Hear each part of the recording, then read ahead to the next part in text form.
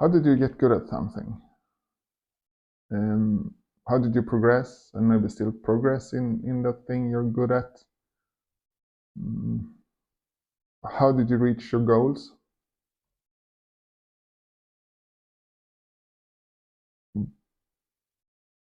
By being consistent.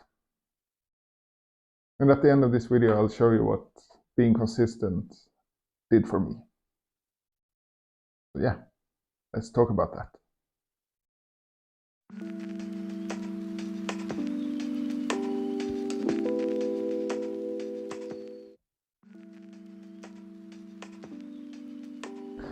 Hi, and welcome to my channel. Recently, I read a book, cheesy book, biography, about a man who became Mr. Olympia, I think it was 7 times.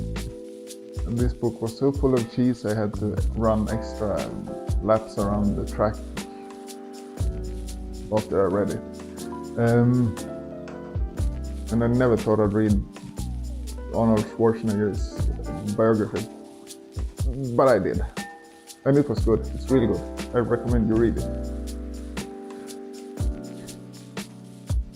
And I'll have to admit that it probably changed the way I think about things I've done, things I do, and things I will do in the future.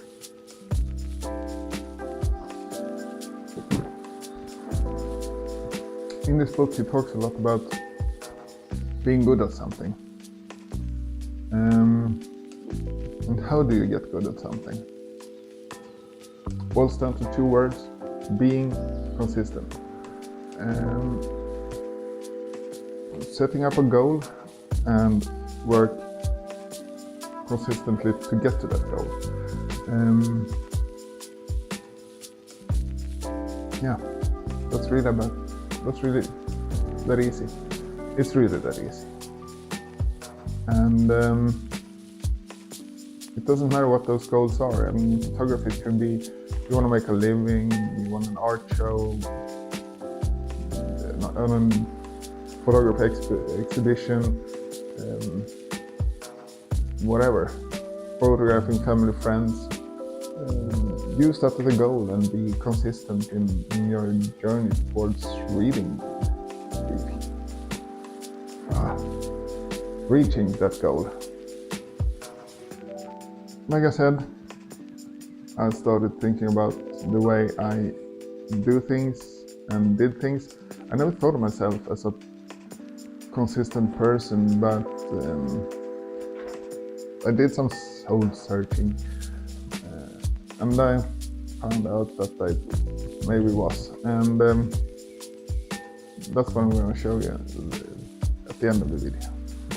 Now, how does this being consistent affect your photography? I mean, as a kid, we fell off our bikes, scraped our knees, hurt our hands, hit our heads, got back up on the bikes, did it again, fell over, hurt our knees, scraped our elbows, hurt our heads, got up on the bike, and sooner or later we learned to ride that damn thing and rode them like horses and motorcycles.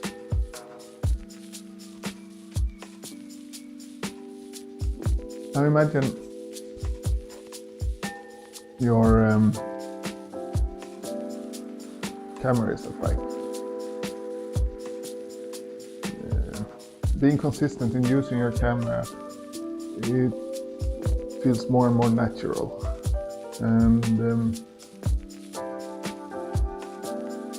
I got one tip when I started doing photography, and that was to see the world through a lens. Even though I don't have a camera with me, I was told to pretend that I had a camera with me and see the world through the viewfinder.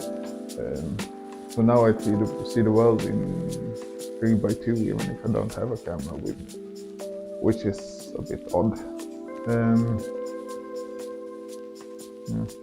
And since I love doing photography, it was for me very easy to be consistent in that craft.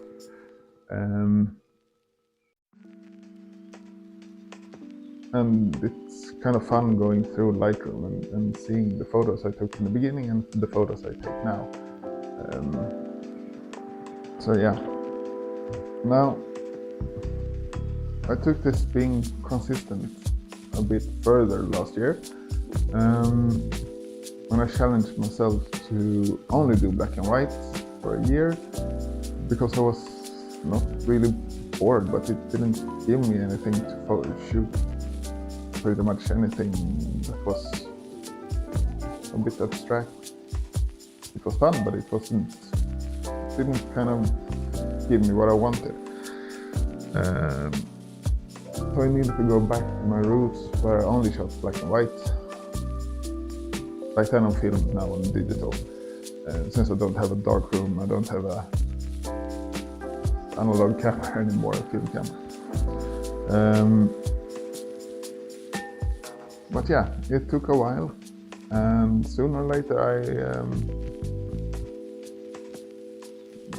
got better and better at shooting black and white, and I found my style in black and white. And style is something I'm going to talk about in a later video. Probably the next one after this.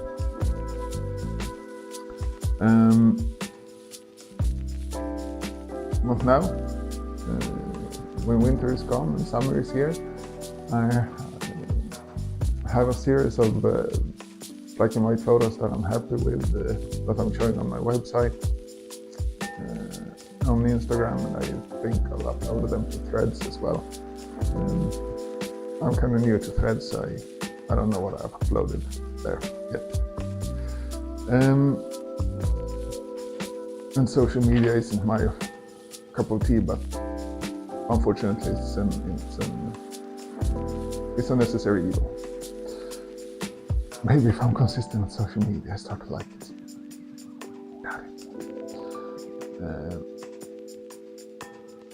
Now these photographs kind of shows how I see winter up here in northern Sweden as dark and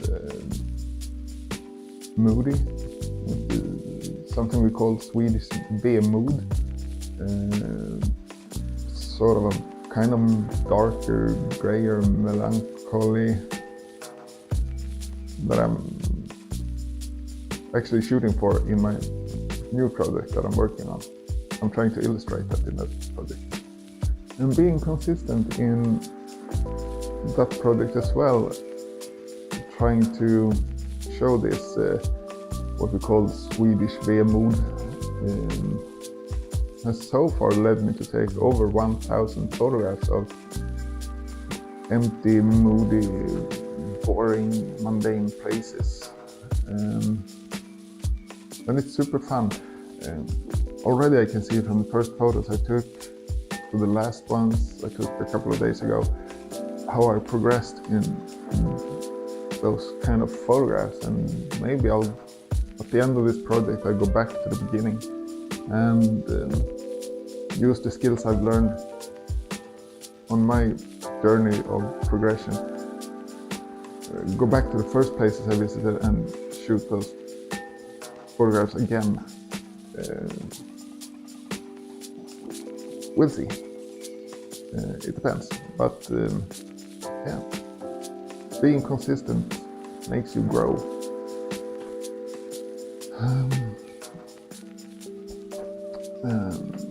But let's see. I'll see in late summer, since I haven't opened those photographs in Lightroom yet, because I want them to mature, and I want to be able to look at them with fresh eyes when it's time to edit them and go through them.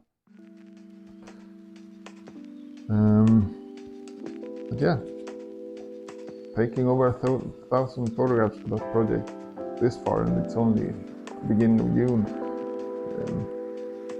I had to be consistent.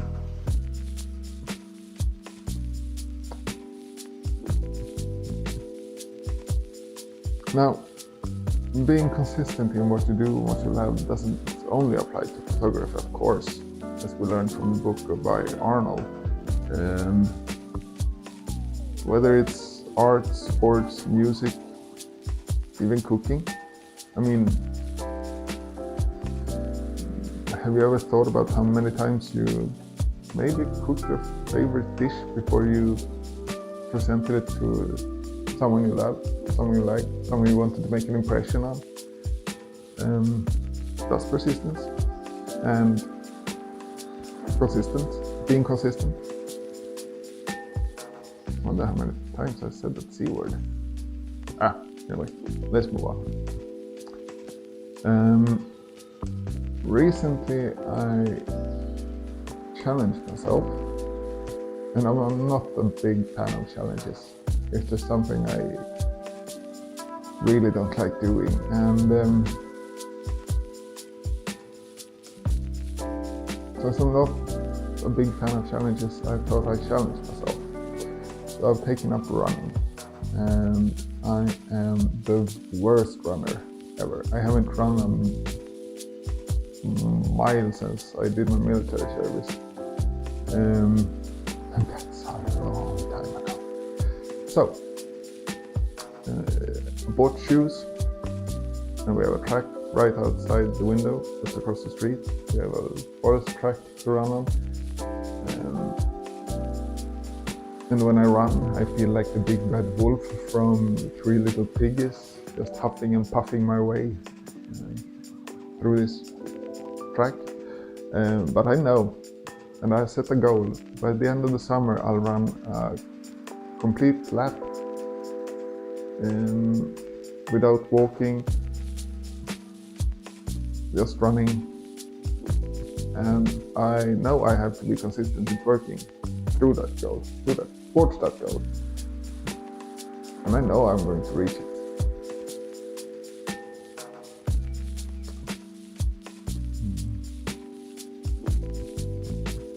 And then another example, before I show you what being consistent, even though I didn't know I was consistent, did for me, is during COVID I took up writing, and so far I've written one horror novel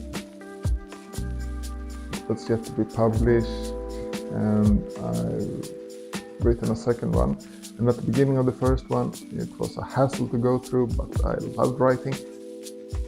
And I kept on writing. And by the end of the second one, it's fairly easy to write and a lot more fun than it was in the beginning. But in the beginning, I knew I'd love, and I knew I would have use for the skill of writing. So being consistent all the way and writing whenever I could took me there. And now writing isn't as hard as it was in the beginning.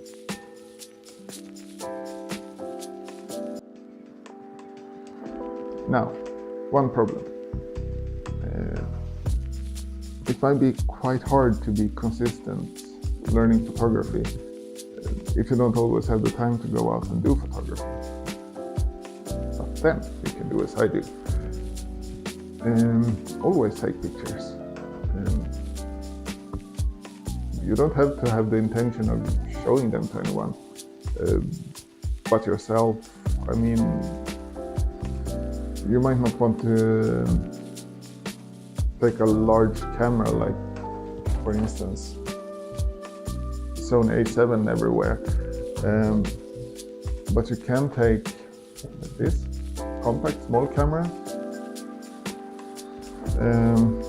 or the best camera you probably have with you, your phone's camera. And when you don't think you have time to shoot. I mean, you're probably walking, driving. No, don't use your phone while driving. You're probably walking towards work, or where you're going, riding a bike, whatever. Stop, take a photograph, move on. That's being consistent, and that will sooner or later make you just as good as a photographer as yours truly is. Sorry. Nah, I'm not that good. I just love doing what I do. And yeah. Anyway, we've reached the end of this video. Me babbling on about being consistent and the importance of being consistent. And as I told you, I'll show what being consistent did to me, and this is it. I lost just about 80 kilograms of body fat being consistent, in eating right, doing my exercises,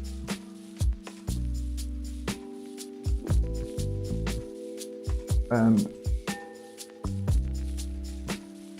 just pushing myself through that 3-year journey.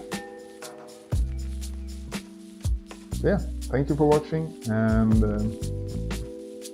I'll see you in the next one. Bye for now.